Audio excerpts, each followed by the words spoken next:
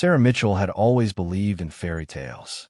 At 28, she had built her life around the promise of forever with Marcus Thompson, her fiancé of 3 years.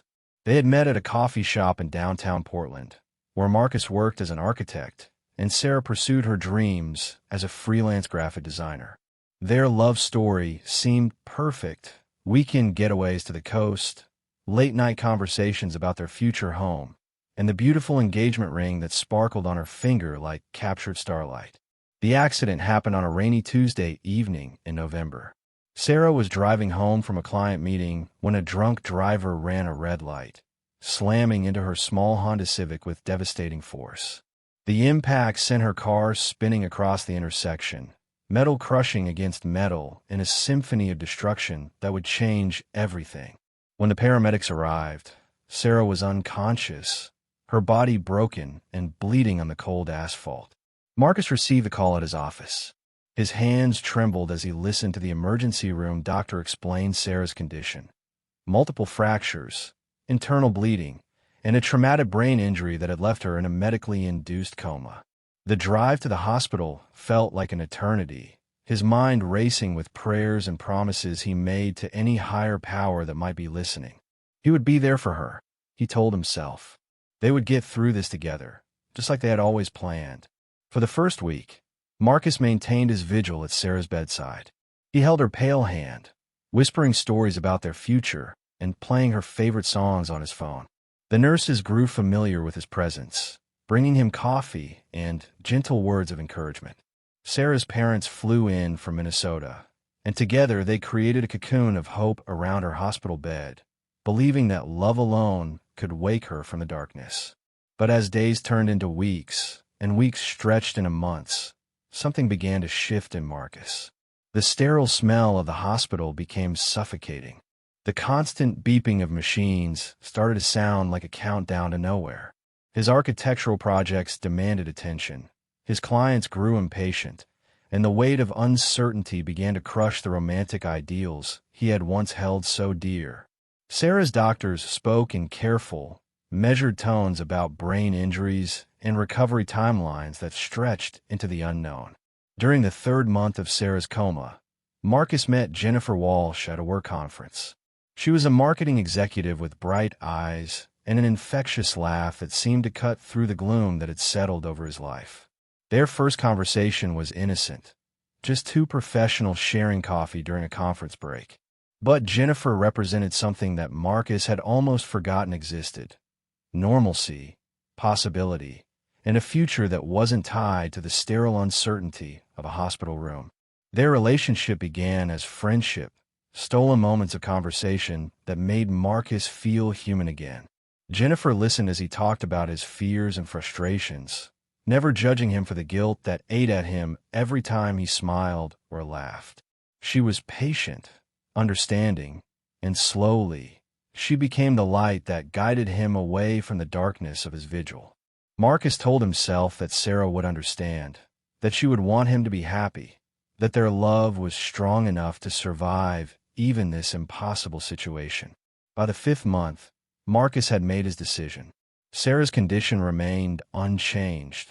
The doctor spoke increasingly about long-term care facilities, and Marcus could no longer imagine a future that included both his sanity and his devotion to a woman who might never wake up.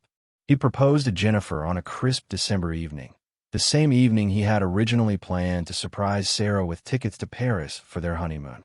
The wedding was small, intimate, held at Jennifer's family church with only close friends and relatives in attendance. Marcus had convinced himself that he was moving forward, not abandoning Sarah, but embracing life in a way that honored both his past and his future. He arranged for Sarah's care to continue at a specialized facility, ensuring she would receive the best possible treatment, even as he built a new life with Jennifer. What Marcus didn't know was that Sarah had been slowly emerging from her coma during those final weeks before his wedding. Her consciousness had been returning in fragments, moments of awareness that came and went like tides. She had heard conversations, felt the absence of familiar voices, and sensed the shifting energy of abandonment even before she fully understood what was happening. And on the morning of Marcus's wedding to Jennifer, Sarah Mitchell opened her eyes completely for the first time in 6 months, ready to discover just how much her world had changed.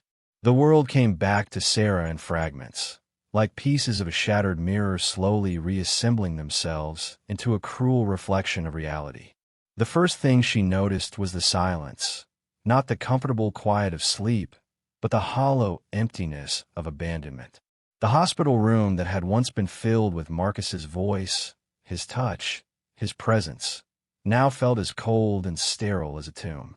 The second thing she noticed was the absence of her engagement ring, carefully removed and placed in a small plastic bag labeled with her name and patient number. Dr. Patricia Chun, Sarah's neurologist, had been preparing for this moment for weeks. The gradual improvement in Sarah's brain scans had indicated that consciousness was returning, but nothing could have prepared her for the look of devastating comprehension that crossed Sarah's face as the truth slowly unveiled itself. Sarah's parents had maintained their vigil more faithfully than Marcus, and it was her mother, Linda, who gently explained what had happened during those lost months. The words fell like stones into still water, each revelation creating ripples of pain that seemed to spread through Sarah's entire being. Marcus had married someone else. The wedding had taken place just 3 days ago. He had moved on, built a new life, chosen a future that didn't include the woman who had once been the center of his universe. Sarah's physical therapy would be challenging, the doctors explained, but the emotional rehabilitation would prove far more difficult to navigate. Jennifer Walsh Thompson was everything Sarah was not. While Sarah lay broken and unconscious, fighting for her life in a hospital bed, Jennifer had been vibrant, available, and whole. She worked in marketing for a prestigious firm downtown, lived in a sleek apartment with floor-to-ceiling windows, and had never spent a single night wondering if tomorrow would come. Marcus had found in Jennifer not just a replacement, but an upgrade, someone whose life came without the complications of tragedy, whose future promised only sunshine and success. The first time Sarah saw them together was through a cruel twist of fate. Her physical therapist, hoping to encourage her progress, had suggested a supervised trip outside the rehabilitation center where she was now staying. The Pacific Northwest autumn air felt sharp against her skin as she maneuvered her wheelchair along the sidewalk, relearning how to exist in a world that had continued spinning without her. That's when she spotted them across the street, walking hand in hand toward a restaurant she and Marcus had frequented during their courtship. Marcus looked different, lighter somehow, as if the weight of worry and responsibility had been lifted from his shoulders. He wore a new coat she didn't recognize and laughed at something Jennifer said, his head thrown back in genuine joy. Jennifer was beautiful in an effortless way, her blonde hair catching the afternoon sunlight, her body moving with the confident grace of someone who had never doubted her place in the world. They looked like the kind of couple who belonged on wedding cake toppers, perfect and untouchable. Sarah watched them disappear into the restaurant, and something cold and sharp crystallized in her chest. It wasn't just heartbreak. Heartbreak was too simple, too clean for what she felt. It was betrayal, rage, and a burning sense of injustice that seemed to consume her from the inside out. Marcus hadn't just moved on. He had erased her, replaced her as if she had been nothing more than an inconvenient chapter in his story. The rehabilitation center became Sarah's war room. While other patients focused solely on regaining their physical abilities, Sarah threw herself into research. She learned everything she could about Marcus's new life, his new wife, their combined social circles and professional networks. She discovered that Marcus had told people she had died in the accident, that he was a widower who had found love again after tragic loss. The lie was so clean, so complete, that it took Sarah's breath away. But Sarah Mitchell had always been resourceful, and her months of unconsciousness had given her something invaluable: time to be forgotten, to become invisible, to slip beneath the radar of everyone who had once known her. Her supposed death had been Marcus's greatest gift to her, though he would never understand the irony. Dead women, after all, can move through the world without being seen, and invisible women can accomplish things that would be impossible for those still bound by social expectations and moral constraints. As Sarah's physical strength returned, so did her determination. Marcus Thompson had made a choice when he decided she was disposable. Now it was time for her to make some choices of her own. 6 months after waking from her coma, Sarah had transformed herself into someone Marcus would never recognize.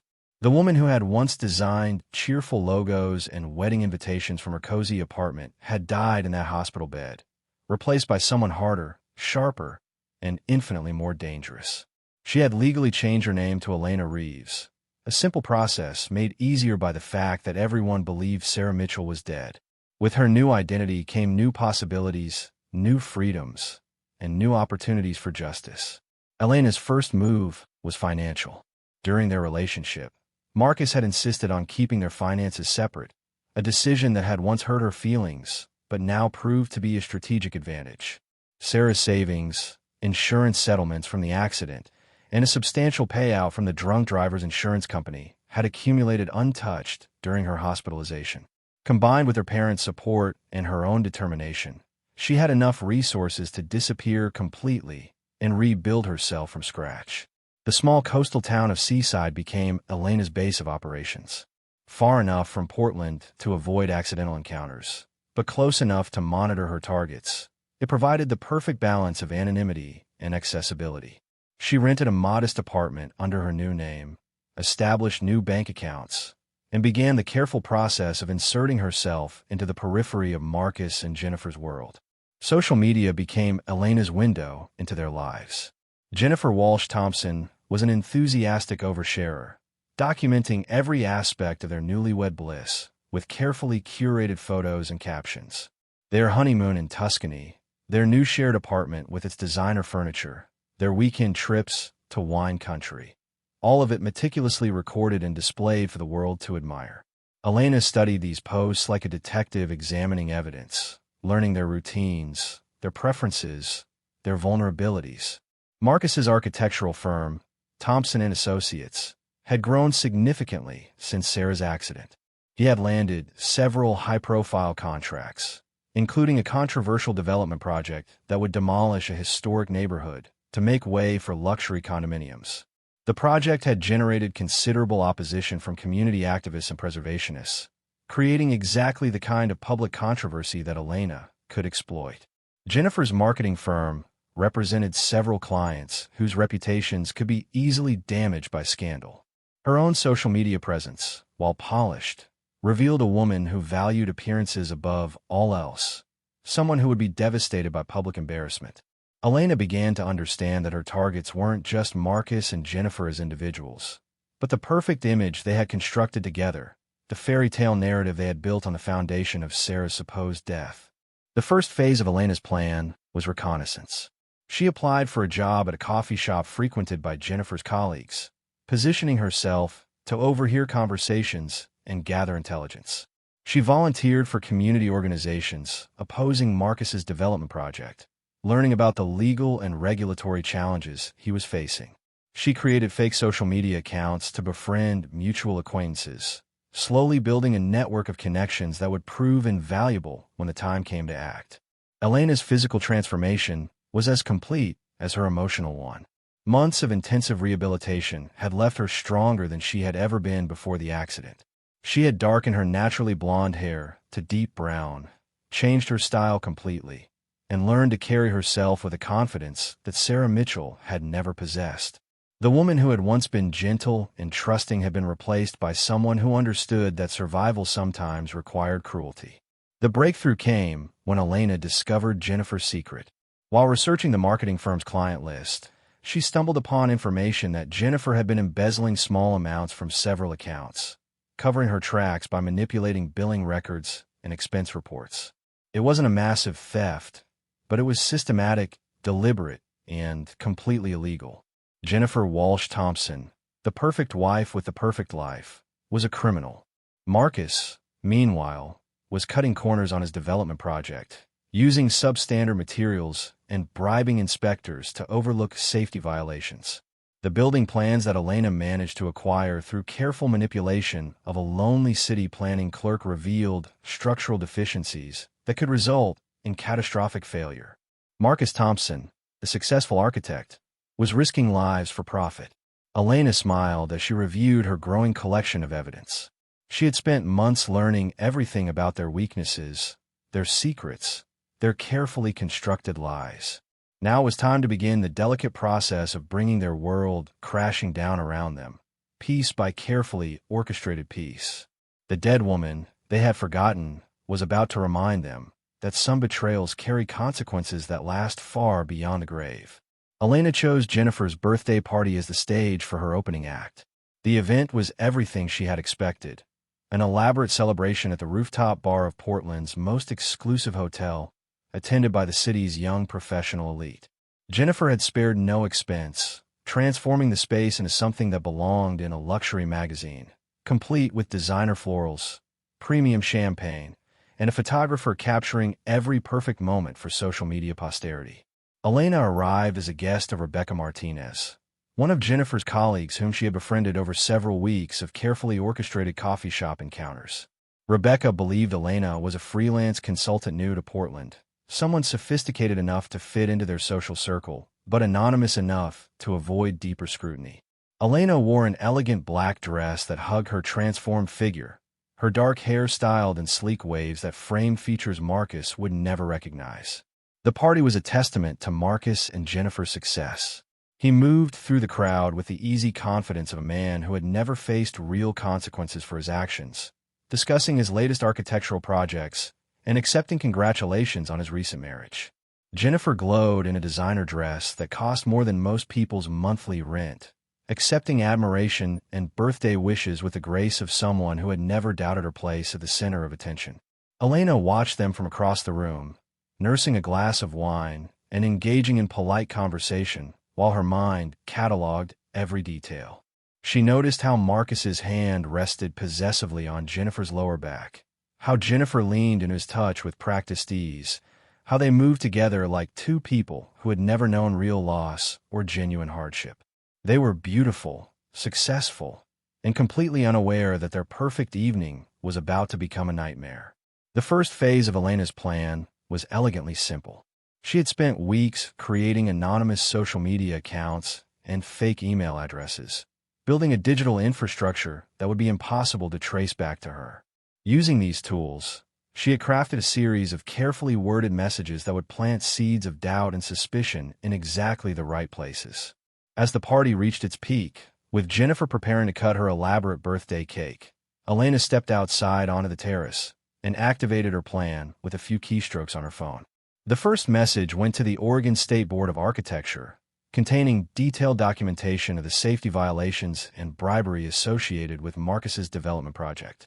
The evidence was damning: photographs of substandard materials, copies of altered inspection reports, and financial records showing suspicious payments to city officials. The second message was sent to Jennifer's direct supervisor at the marketing firm, along with copies to the company's human resources department and several key clients. Elena had compiled months of financial records showing Jennifer's systematic embezzlement, complete with transaction histories and altered billing statements that painted a clear picture of deliberate fraud. But Elena's masterstroke was the third message, sent simultaneously to every major news outlet in Portland, along with several influential bloggers and social media personalities who covered local business and society news. The message was simple but devastating. It revealed that Marcus Thompson, the city's rising architectural star, had told everyone that his first fiancée had died in a car accident, when in reality, she had simply been inconvenient enough to fall into a coma. The message included hospital records, engagement announcements from 3 years earlier, and photographs of Marcus visiting Sarah in the hospital, followed by wedding photos with Jennifer taken just months later. Elena watched through the floor-to-ceiling windows as Marcus's phone began to buzz with increasing frequency. She saw his expression change from mild annoyance to growing concern as he stepped away from the crowd to take a call. Jennifer, still laughing with her friends, remained oblivious to the digital earthquake that was beginning to reshape their world. The first crack in their perfect facade appeared when Marcus returned to Jennifer's side, his face pale and his jaw tight, with barely controlled panic. He whispered something in her ear that made her brilliant smile falter for just a moment before she recovered, her media training kicking in to maintain appearances even as their carefully constructed life began to crumble. Elena finished her wine and made her polite goodbyes to Rebecca, claiming an early morning meeting as her excuse to leave. As she walked toward the elevator, she could hear the murmur of conversation changing, becoming more urgent, more concerned. By tomorrow morning, Marcus and Jennifer's names would be trending on local social media for all the wrong reasons, and their journey from Portland's golden couple to public pariahs would officially begin. By sunrise, Marcus and Jennifer's world was in free fall. Elena watched the destruction unfold from her apartment in Seaside, monitoring news websites and social media feeds as the story exploded across Portland's digital landscape. Local news stations picked up the corruption story first, with investigative reporters diving deep into Marcus's development project and the web of bribes and safety violations that Elena had exposed. By noon, 3 different news outlets had confirmed the authenticity of the documents, and the Oregon State Board of Architecture had announced an immediate suspension of Marcus's license pending a full investigation. Jennifer's downfall was equally swift and devastating. Her marketing firm, Morrison & Associates, prided itself on representing ethical companies and maintaining a spotless reputation. The revelation that one of their senior executives had been systematically embezzling client funds sent shockwaves through the corporate community. By 10 in the morning, Jennifer had been escorted from the building by security, her corporate email account disabled, and her company credit cards canceled. 3 major clients withdrew their contracts before lunch, citing concerns about associating with a firm that couldn't manage its own internal controls. But it was the personal story that captured the public's imagination and fury. The revelation that Marcus Thompson had told everyone his first fiancée was dead while she fought for her life in a coma struck a nerve that went far beyond simple scandal. Social media erupted with outrage at what people saw as the ultimate betrayal. A man who couldn't even wait for his supposed soulmate to either recover or die before replacing her with someone more convenient. Elena had anticipated the public relations crisis, but even she was surprised by the intensity of the backlash. Marcus's architectural firm received hundreds of angry calls and emails, with former clients demanding explanations and new prospects canceling consultations. Someone leaked his personal phone number, leading to a constant barrage of threatening voicemails and text messages from strangers who saw him as a symbol of everything wrong with modern relationships. Jennifer faced her own tsunami of public shame.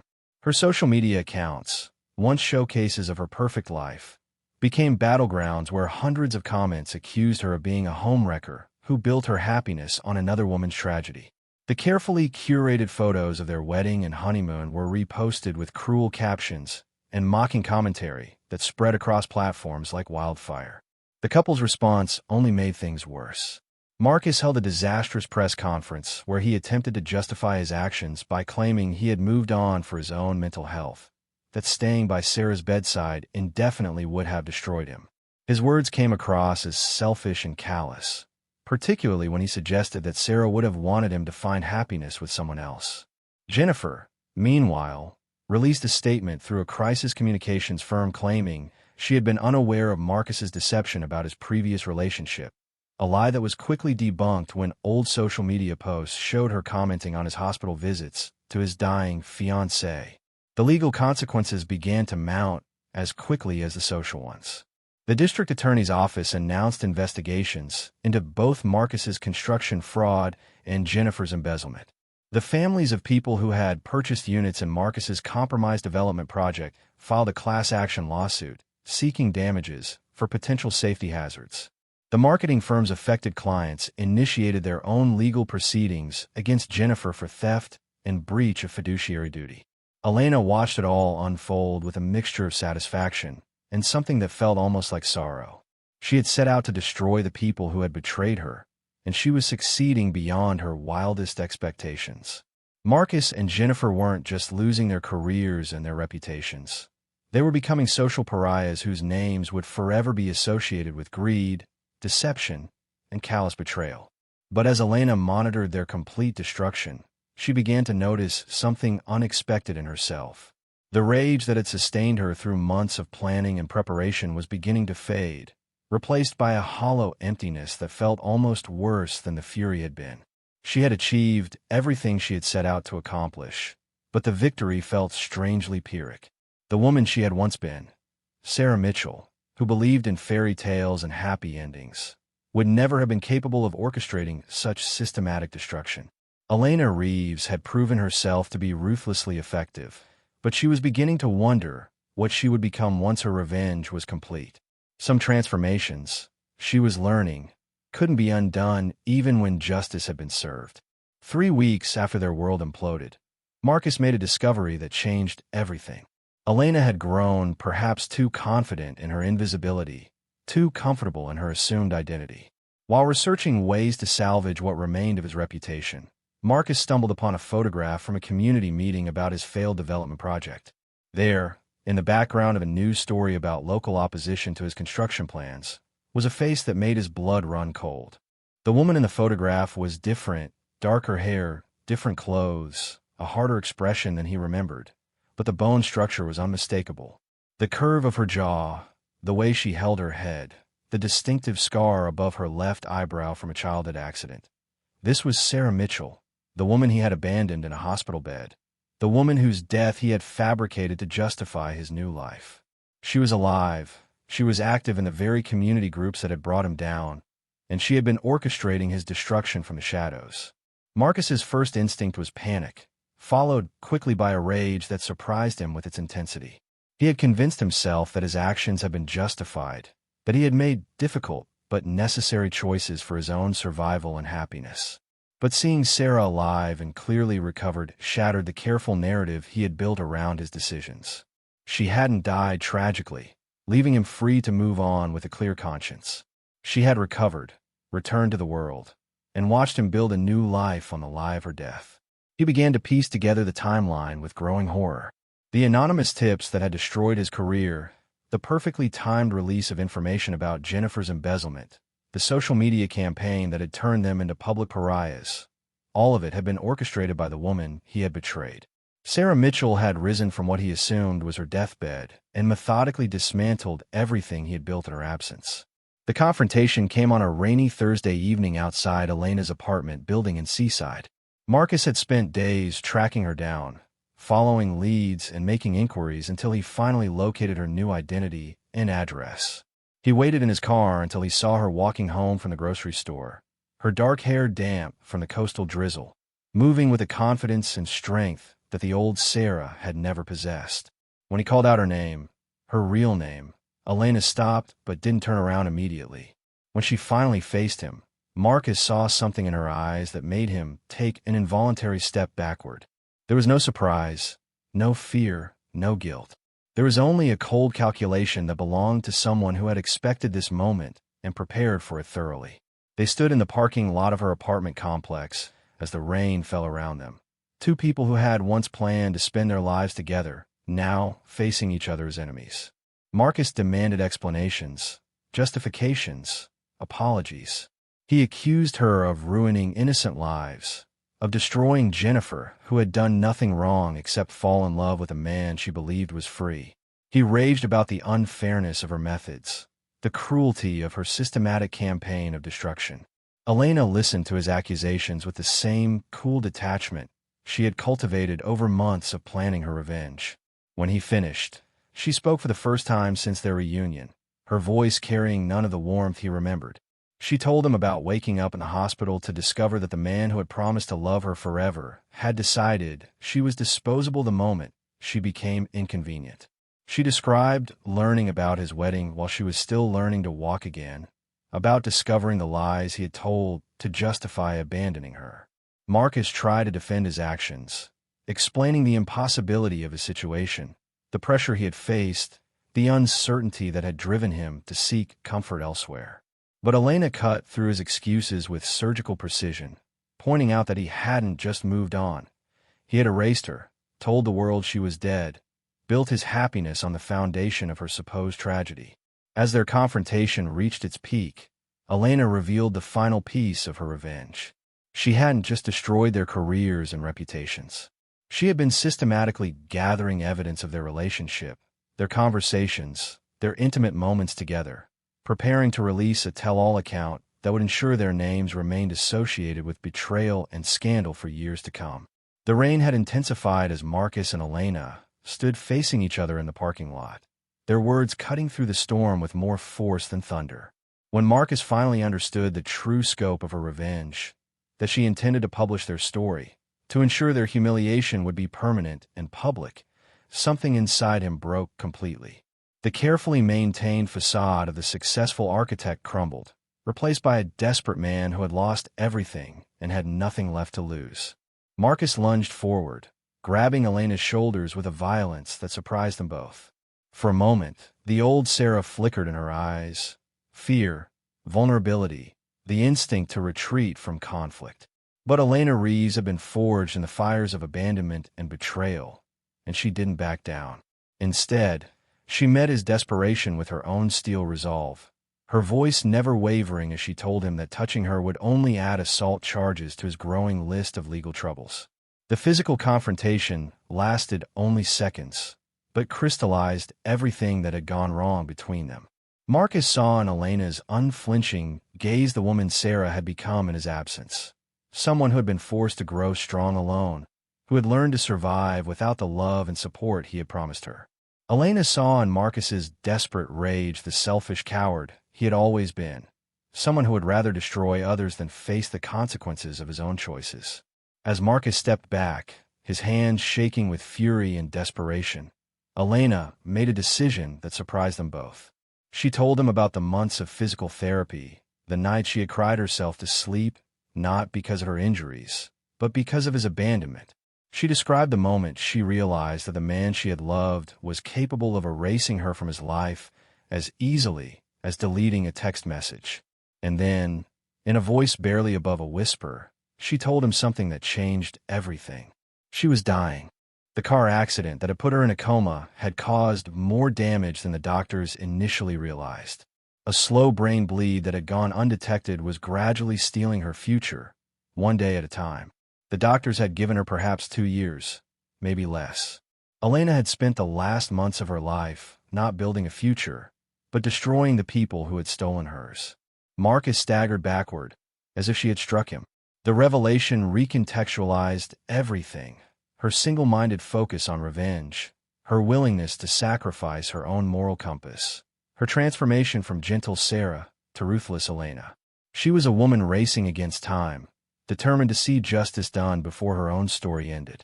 But Elena wasn't finished. She told Marcus that Jennifer had left him 3 days earlier, unable to handle the social ostracism and legal troubles that his deception had brought into her life. She had filed for an annulment, claiming fraud in their marriage contract, and moved back to California, where her family could help her rebuild her career.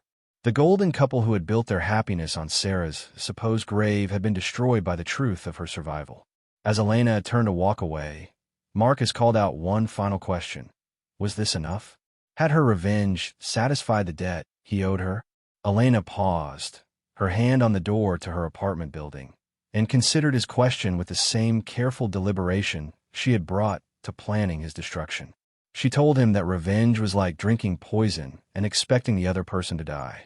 She had achieved everything she had set out to accomplish, but the victory fell hollow in ways she hadn't anticipated. Marcus had lost his career, his wife, his reputation, and his future. Jennifer had lost everything she had built her identity around. But Elena had lost something too, the woman she had been before the accident, before the betrayal, before the transformation into someone capable of systematic destruction. In the end, Elena said, they had all paid the price for Marcus's choices. He had lost his future, Jennifer had lost her dreams, and Sarah Mitchell had died just as surely as if the accident had killed her outright. Only Elena Reeves remained, a woman defined entirely by her quest for vengeance, with just enough time left to wonder if justice and healing were the same thing after all.